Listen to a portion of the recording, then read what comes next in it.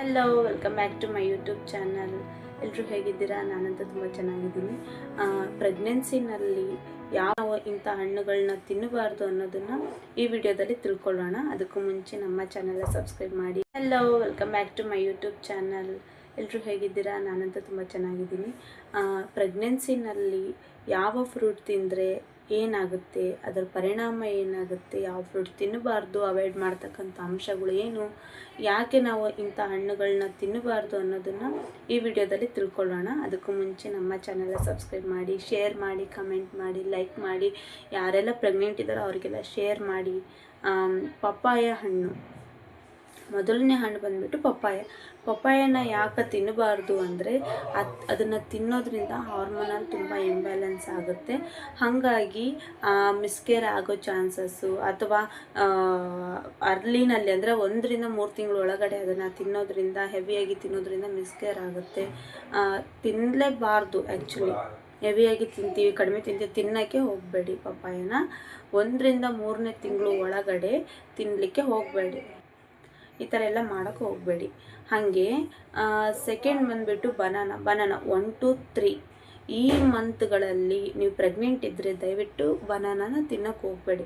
ಬಾಳೆಹಣ್ಣನ್ನು ಕೂಡ ಅವಾಯ್ಡ್ ಮಾಡಿ, ಅದು ಕೂಡ ಮಿಸ್ಕೇರ್ ಮಾಡೋ ಚಾನ್ಸಸ್ ತುಂಬ ಇರುತ್ತೆ. ಹಾಗಾಗಿ ಬಾಳೆಹಣ್ಣನ್ನು ತಿನ್ನೋಕ್ಕೆ ಹೋಗಬೇಡಿ. ಗ್ರೇಪ್ಸ್, ದ್ರಾಕ್ಷಿನ ನಿಮಗಾಗಲಿ ತುಂಬ ಅನಿಸಿದರೆ 1-2 ದ್ರಾಕ್ಷಿ ಅಷ್ಟೇ, ಅದು ನಿಮ್ಮ ಕ್ರೇವಿಂಗೋಸ್ಕರ. ಅದು ಬಿಟ್ಟರೆ ನೀವು ಅದನ್ನು ತೊಗೊಳಕ್ಕೂ ಹೋಗಬೇಡಿ, ಜಾಸ್ತಿ ಅದು ತಿನ್ನೋಕ್ಕೂ ಹೋಗಬೇಡಿ, ಹೆವಿ ತೊಗೊಳಕ್ಕೂ ಹೋಗಬೇಡಿ. ಗ್ರೇಪ್ಸ್ ಕೂಡ ಒಂದು. ಇನ್ನೂ ಒಂದು ಬಂದುಬಿಟ್ಟು ಪೈನಾಪಲ್ ಕೂಡ ಮಿಸ್ಕೇರ್ ಮಾಡುತ್ತೆ. ನೀವು ಅದನ್ನು ಪೈನಾಪಲ್ನ ತಿನ್ನೋದ್ರಿಂದ ನಿಮ್ಮ ಗರ್ಭಧಾರಣೆ ಮಿಸ್ಕೇರ್ ಆಗೋ ಚಾನ್ಸಸ್ ತುಂಬ ಇರುತ್ತೆ. ಹಾಗಾಗಿ ನೀವು ಪೈನಾಪಲ್ನ ಕಂಪ್ಲೀಟ್ ಅವಾಯ್ಡ್ ಮಾಡಿ.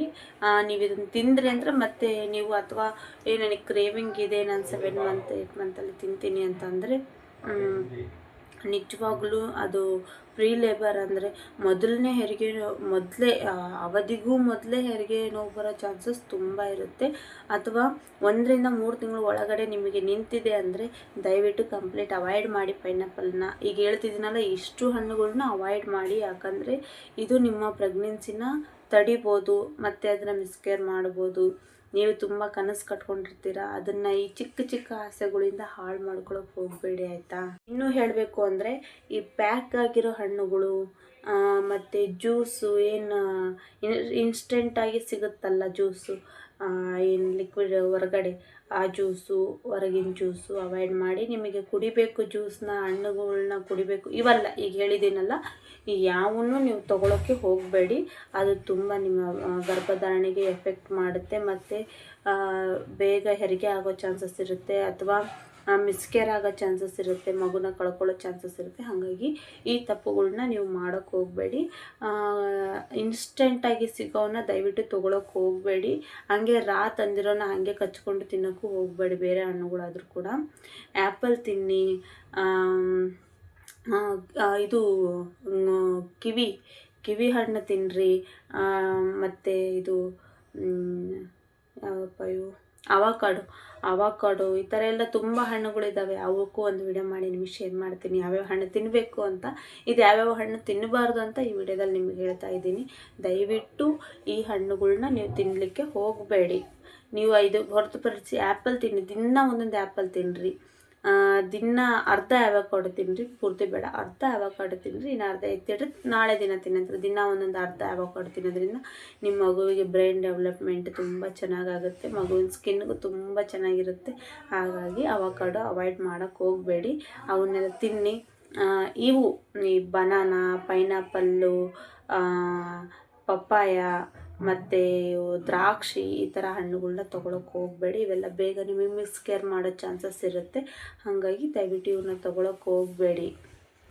ಈ ಇನ್ಸ್ಟೆಂಟಾಗಿ ಪ್ಯಾಕ್ ಆಗಿರೋ ಹಣ್ಣುಗಳು ಮತ್ತು ತುಂಬ ಕೆಮಿಕಲ್ ಇರ್ತಕ್ಕಂಥ ಹಣ್ಣುಗಳನ್ನ ಅವು ಕೂಡ ಅವಾಯ್ಡ್ ಮಾಡಿ. ಈ ಜ್ಯೂಸು, ಪ್ಯಾಕೆಟಲ್ಲಿರೋ ಜ್ಯೂಸು, ಮಾಝಾ ಈ ಥರ ಎಲ್ಲ ಏನೇನು ಬರುತ್ತೆ, ಸ್ಲೈಸ್, ಈ ಥರ ಎಲ್ಲ ಜ್ಯೂಸು, ಮ್ಯಾಂಗೋ ಜ್ಯೂಸ್ಗಳು ಇವನ್ನೆಲ್ಲ ತೊಗೊಳಕ್ಕೆ ಹೋಗಬೇಡಿ. ಮ್ಯಾಂಗೋ ತಿನ್ನಬೇಕು ಅನಿಸಿದರೆ ತಿನ್ನಿ, ಅದು ಸ್ವಲ್ಪ ತಿನ್ನಿ, ಭಾಳ ತಿನ್ನೋಕ್ಕೆ ಹೋಗಬೇಡಿ. ಅವು ಕೂಡ ಲಿಮಿಟ್ ಇರಲಿ, ಏನು ತಿಂತಿರೋ ಲಿಮಿಟ್ ಇರಲಿ. ಬಟ್ ಇವು ಹೇಳಿರೋ ಹಣ್ಣುಗಳನ್ನ ಕಂಪ್ಲೀಟ್ ಅವಾಯ್ಡ್ ಮಾಡಿ. ಬಟ್ ಅದರ್ವೈಸ್ ಬೇರೆ ಬೇರೆ ಹಣ್ಣುಗಳಿದ್ದಾವೆ, ನಿಮ್ಮ ಮಗುವಿಗೆ ತುಂಬ ಒಳ್ಳೆ ಪ್ರೋಟೀನ್ ಕೊಡುವಂಥ ಹಣ್ಣುಗಳಿದ್ದಾವೆ, ಡೆವಲಪ್ಮೆಂಟಿಗೆ ಯೂಸ್ ಆಗುವಂಥ ಹಣ್ಣುಗಳಿದೆ, ಅವನ್ನ ಚೆನ್ನಾಗಿ ತೊಗೊಳ್ಳಿ. ಅದು ಕೂಡ ಲಿಮಿಟಲ್ಲೇ ತೊಗೊಳ್ಳಿ, ತುಂಬ ಹೆವಿ ತೊಗೊಳಕ್ಕೆ ಹೋಗಬೇಡಿ. ಯಾವುದಕ್ಕೂ ಅತಿಯಾದರೆ ಅಮೃತ ಕೂಡ ವಿಷ ಅಂತ ಹೇಳ್ತಾರಲ್ಲ, ಆ ಥರ ಆಗುತ್ತೆ. ನಿಮಗೆ ಇದೆಲ್ಲ ಯೂಸ್ಫುಲ್ ಆಗಿದೆ ಅಂದ್ಕೊತೀನಿ ಈ ವಿಡಿಯೋದಲ್ಲಿ. ನಿಮಗೆ ಯೂಸ್ಫುಲ್ ಆದರೆ ದಯವಿಟ್ಟು ಬೇರೆಯವರಿಗೂ ಶೇರ್ ಮಾಡಿ, ಅವರಿಗೂ ಹೇಳಿ ಸಬ್ಸ್ಕ್ರೈಬ್ ಮಾಡೋಕ್ಕೆ, ಸಪೋರ್ಟ್ ಮಾಡೋಕ್ಕೆ. Thank you so much.